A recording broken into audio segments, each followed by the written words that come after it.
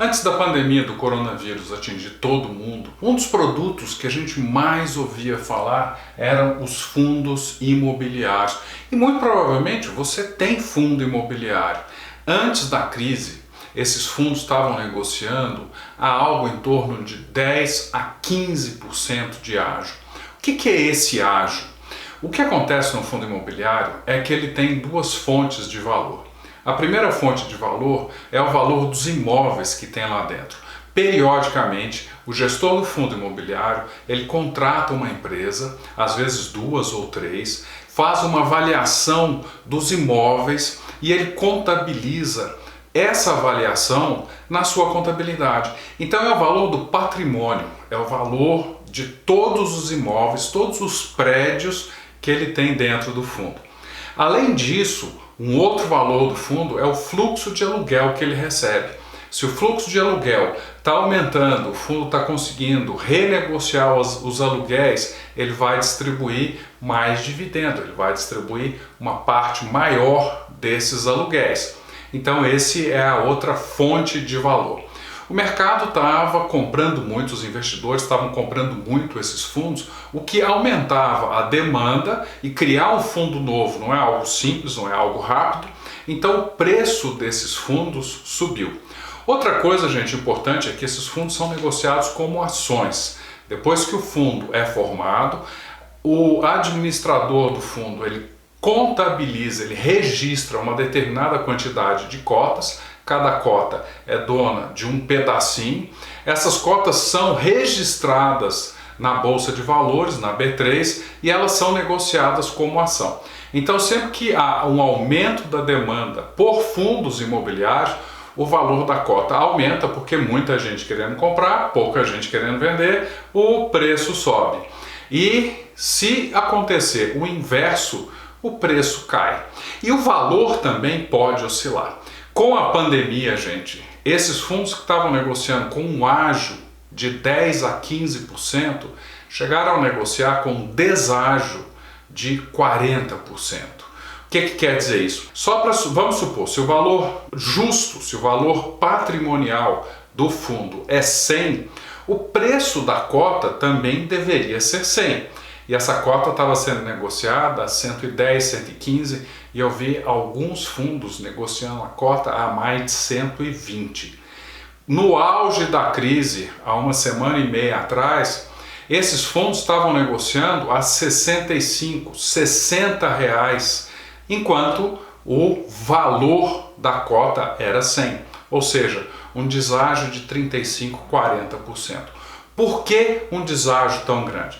Basicamente, dois motivos. Primeiro, porque muita gente apavorou ou queria ficar com dinheiro na mão, começou a vender esses fundos e os fundos caíram. Segundo motivo é que esses fundos, por serem negociados na bolsa, eles acabam se comportando um pouco como as ações. E o preço das ações caiu 40%, 50%.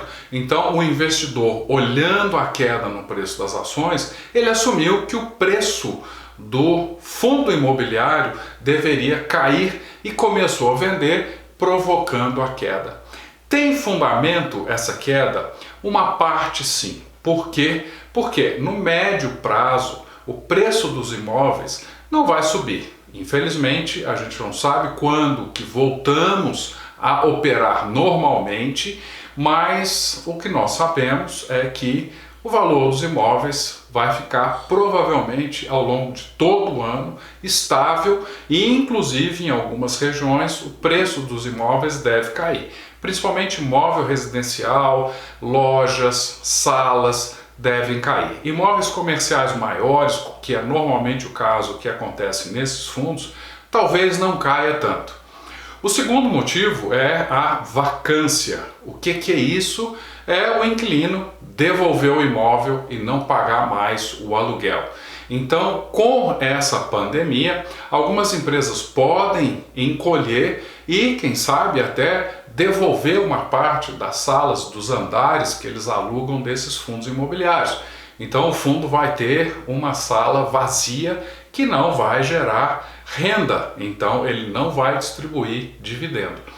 E terceiro, existe a possibilidade de algumas empresas não conseguirem pagar o aluguel ou renegociarem o aluguel, tentando uma redução, pelo menos até que as coisas voltem ao normal.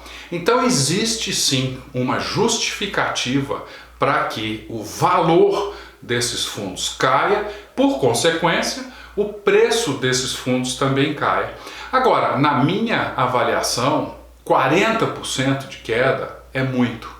E olhando no médio e no longo prazo, gente, confiando que nós vamos superar essa crise e que o mundo volta ao normal, provavelmente o ano que vem vai ser um ano de bom crescimento, o preço desses imóveis deve subir, o valor desses imóveis deve subir e a gente deve continuar a ver empresas crescendo e contratando, o que vai fazer com que aumente a demanda para alugar e os fundos vão voltar a ter os seus prédios lotados, gerando bastante aluguel.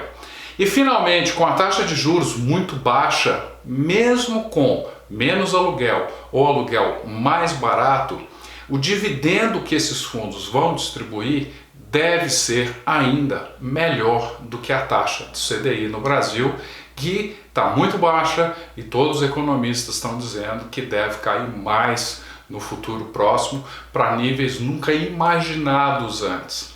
Então, pessoal, se você tem fundo imobiliário na sua carteira, calma, tranquilidade e aproveita para fazer o rebalanceamento. Tem ótimos fundos negociando a um preço muito interessante. Então é isso, já sabe. Gostou? Curte, comenta, compartilha. Tem dúvida? Manda para a gente fazer conteúdo para vocês. Muito obrigado.